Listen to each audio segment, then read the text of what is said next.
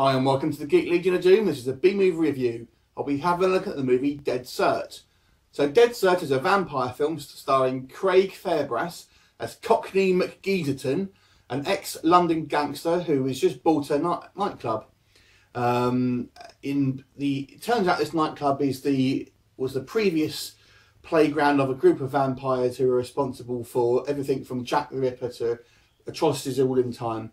And this sort of nightclub, apparently, or the ground where it was built, is pretty much the sort of power base, if you like, of these vampires. And these vampires ultimately want to kind of like get that sort of that empire back by having this property. We're not really explaining exactly why this property is specifically so important to the vampires, but there you go. So ultimately, what you got here is a sort of gangsters versus vampire story. Very much, I think it tries to sort of emulate a sort of a British version of a Dusk Till Dawn type movie. Craig Fairbrass's character basically rounds up his crew of sort of gangsters, some of which are still sort of obviously sort of living that life, and you know, and kind of like pretty violent gangsters to begin with, and for a sort of showdown between the undead and the gangsters. So, you know, it sounds like it could be a, you know, a pretty decent movie in there, but it's, I've got to be honest, it was probably a little bit more dull than it could have been.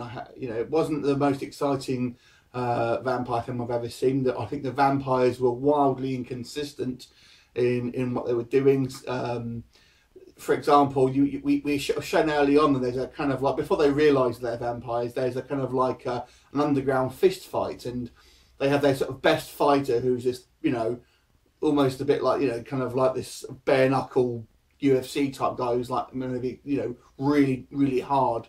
And he sort of has a fight with a vampire, but I think, of course, he doesn't know that he's a vampire, and gets killed pretty much straight away. And we're told that vampires don't feel pain, they're a lot stronger, a lot faster, for example, a lot more endurance. And that first sort of fight sort of shows that.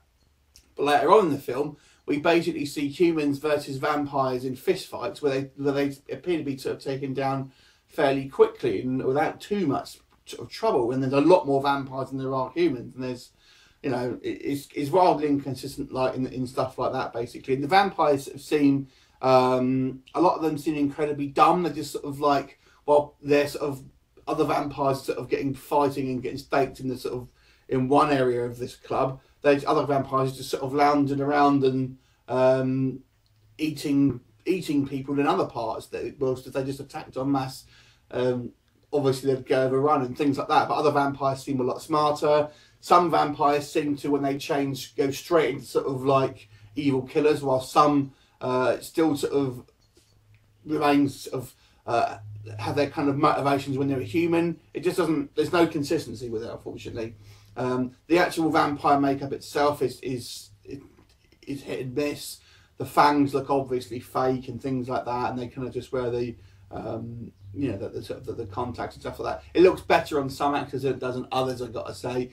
You know, it's a fairly violent film, but I don't think it's a particularly fantastic film. The leading man, Craig Fairbrass, tends to sort of mumble a lot of his lines, I fair to say, and, you know, and I'm English and I had trouble understanding him, so I dread to think of, you know, what someone from another country would make of this, because I don't think he's pretty, you just can't understand what he's saying a lot of the time, purely because he's sort of mumbling and he's got a very strong sort of East End London accent. You know, there's a reasonable amount of gore in there and quite a lot of violence, or if you kind of just looking for stuff like that, then you may get a kick of it. But to be honest with you, it wasn't one of the better sort of horror films I've seen. Obviously, I guess it's on a lower budget, so I do have to sort of give some sort of consideration for the fact that obviously they're not going to be able to afford to do a lot of this stuff.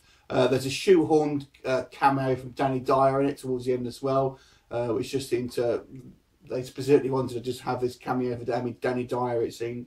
You know, pretty forgettable, to be honest with you. I'll give this one a 4 out of 10. Have you seen it? Leave me a comment. I look forward to seeing you next time. See you later.